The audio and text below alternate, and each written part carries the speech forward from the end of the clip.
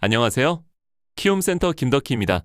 오늘은 5천년 동안 유대인을 세계 최고의 민족으로 만든 지혜의 보고, 탈무드의 이야기를 들려드리려 합니다. 미용실이라는 치열한 현장에서 우리가 놓치지 말아야 할 경영의 본질과 사람의 마음을 얻는 법, 그 6가지 지혜의 보따리를 지금부터 하나씩 풀어보겠습니다. 첫 번째 지혜, 2개의 구멍과 굴뚝 청소부. 어느 날 랍비가 제자에게 물었습니다. 두 사람이 굴뚝 청소를 하고 내려왔네. 한 명은 얼굴이 새카맣게 그을렸고 한 명은 깨끗했지. 누가 얼굴을 닦겠는가? 제자는 당연하다는 듯 대답했습니다. 얼굴이 더러운 사람이 닦겠지요. 그러자 랍비가 고개를 저으며 말했습니다. 틀렸네. 얼굴이 깨끗한 사람이 얼굴을 닦는다네.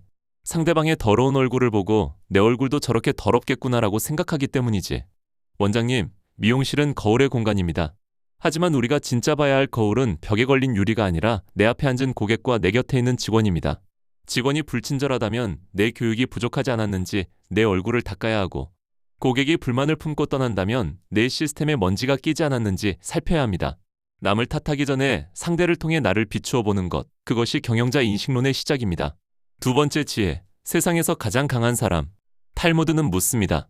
세상에서 가장 강한 사람은 누구인가? 권력을 가진 자도 돈이 많은 자도 아닙니다. 탈무드의 대답은 이렇습니다. 자신의 감정을 다스릴 줄 아는 사람, 그리고 원수를 친구로 만드는 사람이다. 미용 현장은 감정의 격전지입니다. 까다로운 고객의 요구에 감정이 요동치고 마음 몰라주는 직원의 행동에 화가 치밀어 오릅니다. 하지만 진짜 강한 원장님은 그 감정의 파도에 휩쓸리지 않습니다. 내 감정의 주인이 되어 평정심을 유지할 때, 비로소 불만 고객을 충성 고객으로 만들고 마음 떠난 직원을 다시 내 편으로 만드는 기적을 일으킬 수 있습니다. 나를 이기는 자가 세상을 이깁니다. 세 번째 지혜, 혀의 힘. 죽고 사는 것이 입에 달렸다. 한 왕이 광대에게 세상에서 가장 귀한 것과 가장 천한 것을 가져오라 명했습니다. 광대는 2번 모두 동물의 혀를 가져왔습니다. 이유를 묻자 그는 대답했습니다. 혀는 세상에서 가장 달콤한 위로를 전하기도 하지만 가장 날카로운 비수가 되어 사람을 죽이기도 하기 때문입니다. 원장님, 우리 미용인에게 가위보다 무서운 무기는 바로 혀입니다. 상담할 때 내뱉는 확신 없는 말 한마디는 고객의 신뢰를 죽이고, 교육할 때 던진 비수 같은 꾸중은 제자의 열정을 죽입니다. 반대로 진심 어린 칭찬은 죽어가는 직원의 재능을 살려냅니다. 리더의 언어는 매장의 공기를 결정합니다. 오늘 당신의 혀는 사람을 살리고 있습니까? 아니면 죽이고 있습니까? 네 번째 지혜, 가난한 자의 빵 한 조각. 탈무드에는 이런 말이 있습니다. 자선을 베풀지 않는 부자는 등불이 없는 등대와 같다. 유대인들은 수입의 일정 부분을 반드시 이웃과 나눕니다. 이것은 단순한 희생이 아니라 더 큰 부를 끌어당기는 투자라고 믿기 때문입니다. 경영을 하다 보면 내 것을 챙기기에 급급할 때가 있습니다. 하지만 내가 먼저 베풀지 않으면 사람도 돈도 모이지 않습니다. 직원에게 기술을 아낌없이 전수하고 고객에게 기대 이상의 서비스를 덤으로 얹어주십시오. 19년 경력의 내공을 아낌없이 흘려보낼 때 그 나눔은 반드시 매출이라는 결과와 명성이라는 열매로 되돌아옵니다. 베푸는 손은 결코 비지 않습니다. 다섯 번째 지혜, 현명한 자의 배움. 모든 사람으로부터 배우는 사람이 세상에서 가장 현명한 사람이다. 탈무드가 가르치는 성장의 원리입니다. 유대인들은 어린아이에게도 배울 점이 있다면 기꺼이 고개를 숙입니다. 원장님, 경력이 쌓일수록 가장 경계해야 할 것은 다 안다는 자만입니다. 어제 들어온 막내 스태프의 신선한 감각에서도 배우고, 까다로운 클레임 고객의 불만 섞인 목소리에서도 개선점을 찾아내야 합니다. 오랜 세월이 자산이 되려면 끊임없이 배우는 유연함이 있어야 합니다. 배움을 멈추는 순간 경영은 노화하기 시작합니다. 늘 깨어있는 학생의 마음으로 현장을 마주하십시오. 여섯 번째 지혜, 항아리를 보는 법. 랍비들이 모여 토론했습니다. 새 항아리에 묵은 포도주가 담겨 있을 수도 있고, 낡은 항아리에 새 포도주조차 없을 수도 있다. 외형보다 내용물이 중요하다는 뜻입니다. 미용실 경영도 마찬가지입니다. 화려한 인테리어와 최신 장비는 항아리에 불과합니다. 진짜 중요한 포도주는 그 안에 담긴 원장님의 철학, 직원의 진심, 그리고 대체 불가능한 기술력입니다. 겉모습을 치장하는 데 에너지를 쓰기보다 고객의 영혼을 울리는 본질적인 가치를 채우는 데 집중하십시오. 항아리가 낡아도 그 안에 포도주가 최상품이라면 고객은 먼 길을 마다치 않고 그 향기를 찾아올 것입니다. 원장님, 오늘 전해드린 6가지 탈무드의 지혜가 여러분의 가슴에 작은 울림이 되었기를 바랍니다. 경영은 결국 사람을 대하는 예술입니다.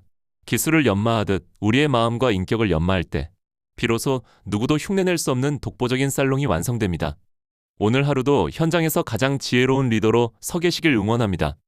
더 많은 지혜의 오디오는 키움TV 구독 후 회원 가입하여 들으세요. 지금까지 키움센터 김덕희였습니다. 고맙습니다. 안녕하세요. 오늘 우리는 당신의 인생을 바꿀 아주 단순하지만 강력한 한 문장에 대해 이야기해보려 합니다. 우리는 늘 무언가를 갈망하죠. 성공, 부, 그리고 간절한 소망의 성취. 그런데 여러분, 혹시 이런 생각 해보셨나요? 왜 누구는 끝내 손에 쥐고 왜 누구는 문턱에서 돌아서는 걸까? 결론부터 말씀드리면 그 차이는 능력에 있지 않았습니다. 바로 멈추지 않았느냐에 있었습니다. 오늘 이 시간 여러분의 멈춰있던 심장을 다시 뛰게 할 지속의 지혜를 전해드립니다. 당신을 괴롭히던 환경은 당신을 돕는 조력자로 변할 것입니다. 당신의 평온한 미소가 매장의 공기를 바꾸고 당신의 단단한 중심이 제자들의 이정표가 될 것입니다. 세상을 정복하려 애쓰기보다 당신의 마음을 먼저 정복하십시오. 그러면 세상은 저절로 당신의 발 아래 놓이게 될 것입니다. 첫 번째 이야기입니다. 흔히들 배워야 성공한다 라고 말하죠? 틀린 말은 아닙니다.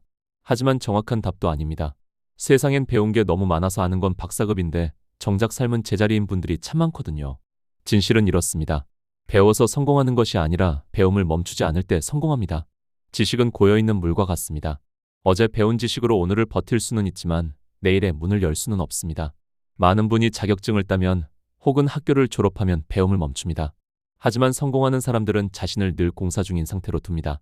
배움에는 임계점이라는 게 있습니다. 책 한 권 읽었다고 인생 안 바뀝니다. 강의 한 번 들었다고 운명이 바뀌지 않아요. 그 배움이 내 세포 하나하나에 스며들어 내 행동을 완전히 바꿔놓을 때까지, 즉 내가 그 지식 자체가 될 때까지 멈추지 말아야 합니다. 지금 공부가 지루하신가요? 성장이 멈춘 것 같나요? 기억하세요. 계단식 성장법에서 평지는 다음 계단으로 올라가기 위한 필수 코스입니다. 절대 그 평지에서 배움을 멈추지 마십시오. 두 번째, 돈 이야기를 해볼까요? 저축하면 부자 된다 는 말, 이젠 지겹게 들으셨죠? 그런데 왜 내 통장은 늘 비어 있을까요? 여러분, 저축을 해서 성공하는 게 아닙니다. 종잣돈이 될 때까지 저축을 멈추지 않았기에 성공하는 겁니다. 부자가 되는 과정은 물을 끓이는 것과 똑같습니다. 90도, 95도, 99도. 이때까지 물은 아무런 변화가 없습니다. 겉으로 보기엔 차가운 물이나 99도의 물이나 똑같아 보이죠.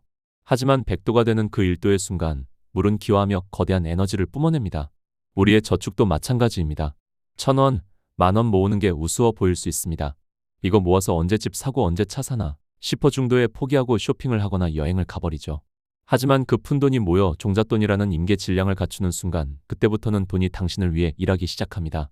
성공은 소비의 유혹을 견디는 인내를 멈추지 않는 사람에게 주어지는 훈장입니다. 시스템이 완성될 때까지 그 지루한 싸움을 멈추지 마십시오. 세 번째는 마음의 힘, 기도에 대한 이야기입니다. 종교가 있든 없든 우리는 모두 간절히 원하는 것을 마음속으로 빌곤 합니다. 그런데 왜 내 기도는 응답이 없을까? 낙담하시나요? 단언컨대 기도한다고 이루어지는 게 아닙니다. 이루어질 때까지 기도해야 이루어지는 겁니다. 기다림은 기도의 실패가 아니라 기도의 일부입니다. 많은 사람이 문을 9번 두드리고 마지막 10번째에 문이 열리기 직전 돌아섭니다. 역시 안 되나 봐 하면서요. 기도는 단순히 원하는 목록을 읊는 쇼핑 리스트가 아닙니다. 내 간절함이 온 우주에 닿아 내 현실을 바꿀 만큼 나의 내면을 정렬하는 과정입니다. 이루어지지 않았다면 아직 기도가 끝나지 않은 것입니다. 포기하지 않는 그 마음 자체가 이미 응답의 시작입니다. 운명이라는 문은 부서질 듯 끝까지 두드리는 자에게만 그 빗장을 열어준다는 사실을 잊지 마세요. 인생을 살다 보면 사람에 치이고 시련에 넘어지기도 합니다. 행복한 관계를 꿈꾸시나요? 좋은 사람을 만나면 행복해질까요? 아니요. 사랑하기를 멈추지 않을 때 행복해집니다. 상대의 단점이 보이고 오해가 생겨도 이해하려는 노력을 멈추지 않는 것. 먼저 손 내밀기를 멈추지 않는 것. 관계는 명사가 아니라 끊임없이 움직이는 동사이기 때문입니다. 시련도 마찬가지입니다. 성공한 인생이란 고통이 없는 인생이 아닙니다. 비바람 속에서도 걷기를 멈추지 않은 인생입니다. 폭풍우가 친다고 길이 없어지나요? 아닙니다. 길은 그대로 있습니다. 단지 당신이 멈춰서서 보지 못할 뿐입니다. 남들보다 늦는다고 불안해하지 마세요. 인생은 속도전이 아니라 방향과 지속의 싸움입니다. 가장 무서운 사람은 빨리 달리는 사람이 아니라 절대로 멈추지 않는 사람입니다. 이제 말씀을 마치려 합니다. 인생의 지혜는 결코 복잡하지 않습니다. 될 때까지 한다. 고로 멈추지 않는다. 이 한 문장이 당신의 삶을 지탱하는 기둥이 되길 바랍니다. 지금 당신이 처한 상황이 배움의 정책이든 텅 빈 통장이든 응답 없는 기도든 상관없습니다.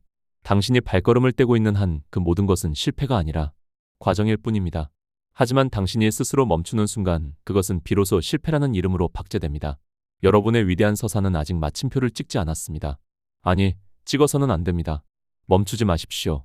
당신은 반드시 목적지에 닿을 것입니다. 당신의 그 멈추지 않는 용기를 진심으로 응원합니다. 키움은 미용인에게 새로운 세상을 열어드립니다.